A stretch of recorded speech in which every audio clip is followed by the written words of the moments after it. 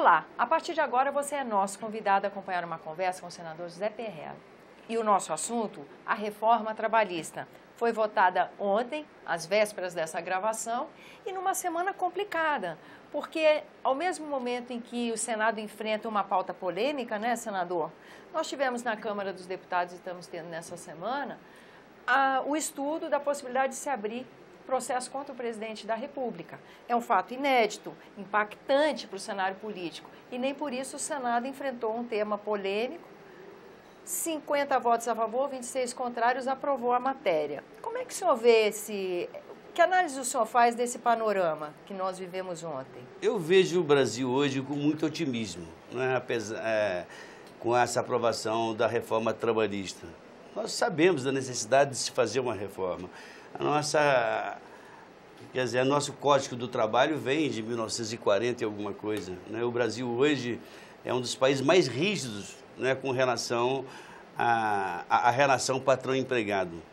Talvez só a Itália tenha uma legislação tão rígida como a nossa. E isso, obviamente, inibe investimentos. Eu conversava há pouco com um grupo de empresários lá fora que diziam que gostariam muito de investir no Brasil, mas com essa legislação trabalhista nossa, eles não viriam. Não viriam porque é penoso.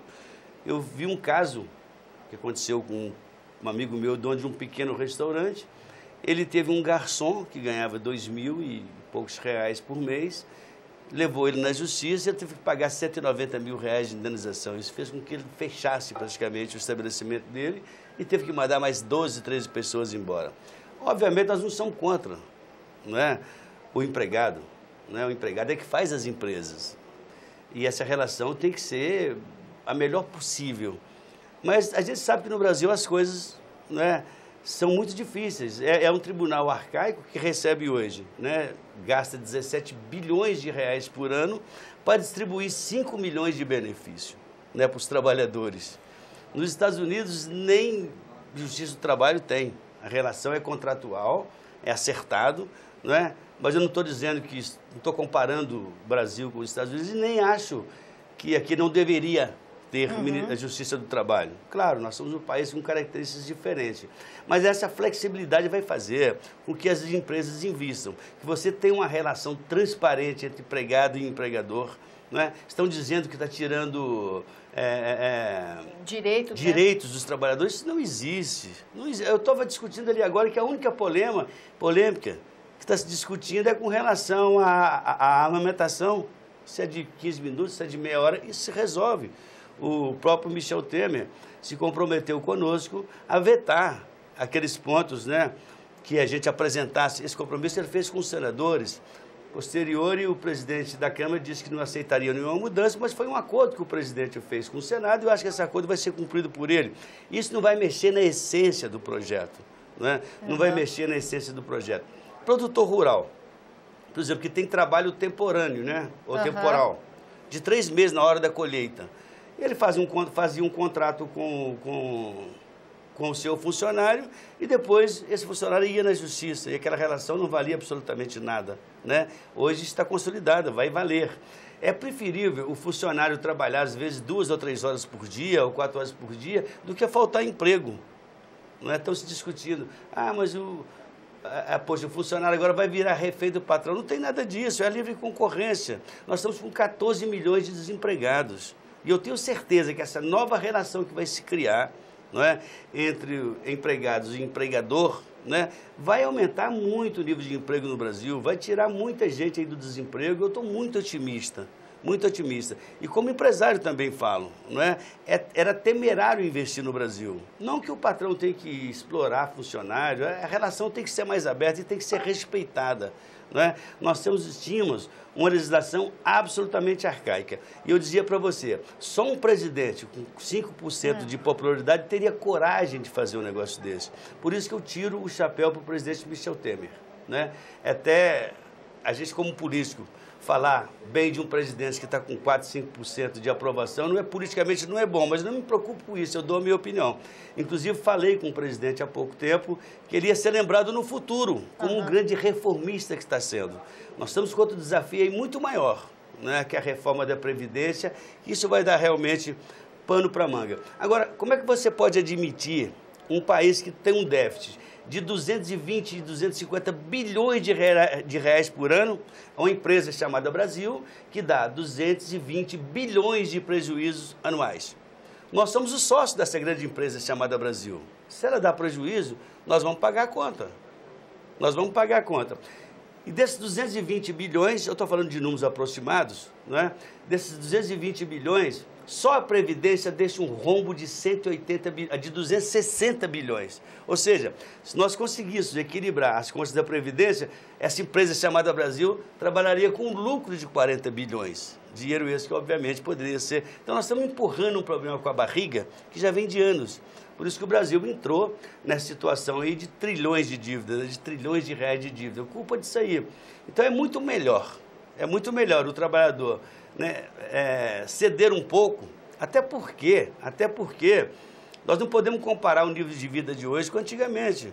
Pessoa de 60 anos, há uns anos atrás, era considerado um ancião. Hoje não, você vê gente jogando futebol com a cidade, jogando peladinho, não é? Então mudou, dá para mexer sim. Nós temos que garantir, né, que as pessoas vão se aposentar e vão receber, muito melhor do que você não querer mexer nisso e o Brasil não ter dinheiro amanhã para pagar.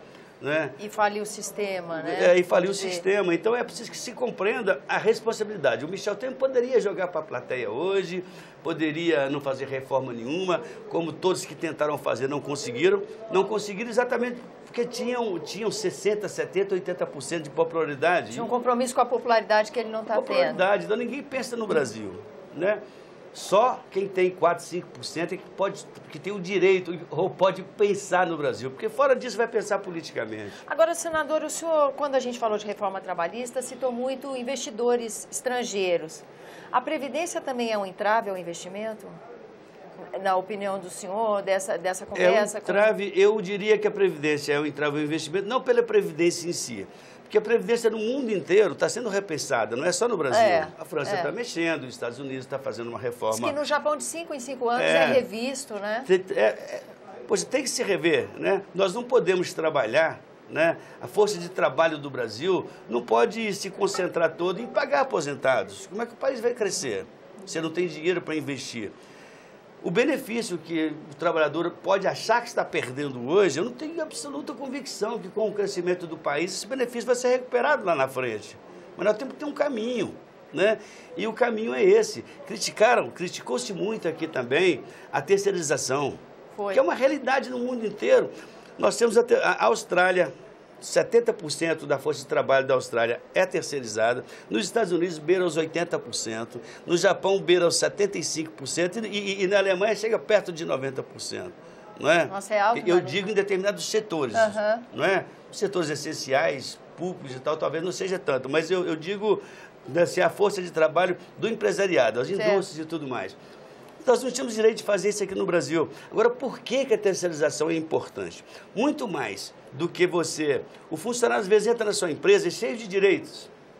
Ele, às vezes, está com um pouquinho de preguiça e tudo mais. Você não pensa, poxa, eu não vou demitir, que vai me custar X para demitir.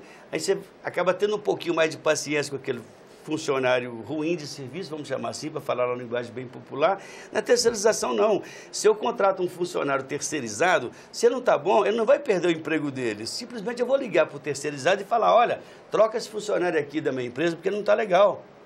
Ele vai, obviamente, para outra empresa sabendo, olha, eu já fui reprovado naquela, estou indo agora para outra. Se eu não for um bom profissional, o terceirizado vai me demitir. Então, aumenta a responsabilidade do funcionário e a flexibilidade da empresa trabalhar com quem realmente está produzindo, né? Em prol daquela empresa. Então, eu achei também essa aprovação da terceirização um avanço muito grande. E, para o nosso bem, ela veio acompanhado, não é? Com essa reforma trabalhista que nós aprovamos ontem, que, para mim, era o casamento perfeito para que o Brasil tenha os instrumentos, né, para voltar a crescer. Senador, agradeço a sua presença aqui no nosso programa e agradeço também a você que nos acompanha. Lembrando que esse é o programa Argumento e você é nosso convidado a fazer sugestões e críticas ao trabalho da TV Senado. Para isso, 0800 61 2211, ligação gratuita. Lembro ainda que é possível você rever esse e outros dos nossos programas usando o endereço eletrônico senado.leg.br/TV. Até a próxima.